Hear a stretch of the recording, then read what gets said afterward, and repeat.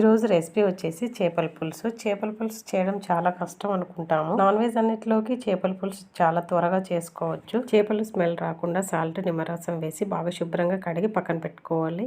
ముందుగా ఒక half an hour marinate చేయాలి. సాల్ట్, పసుపు, కారం వేసి మ్యారినేట్ చేసి పక్కన పెట్టుకోవాలి. ముందుగా నిమ్మకాయ ఎంత చింతపండుని నానబెట్టుకోవాలి. గ్యాస్ పైన ప్యాన్ పెట్టి ఒక 8 టేబుల్ స్పూన్ ఆయిల్ అయితే కొద్దిగా ఎక్కువ పడుతుంది. ఆయిల్ పడితేనే చేపల పులుసు టేస్టీగా ఉంటుంది.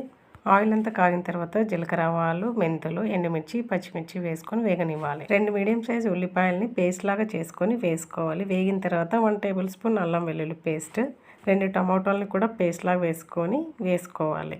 ఇవన్నీ బాగా ఆయిల్ పైకి తేలిన తర్వాత 1 టేబుల్ స్పూన్ కారము, పసుపు, రుచికి తగ్గట్టు సాల్ట్, జీలకర్ర పొడి, ధనియాల పొడి వేసుకొని చింతపండు పులుసు వేసుకొని బాగా ఉడకనివ్వాలి. ఉడికిన తర్వాత మ్యారినేట్ చేసి పెట్టుకున్న ఫిష్ని కూడా వేసుకొని అంతా స్పూన్ లేకుండా ఇలా బౌల్ని తిప్పుకోవాలి. బాగా అంతా ఉడికిన తర్వాత ఫైనల్గా కొత్తిమీర, కరివేపాకు, గరం మసాలా వేసుకొని దింపేసుకోవడమే. జొన్న రొట్టె కాంబినేషన్లో చేపల పులుసు చాలా టేస్టీగా ఉంటుంది.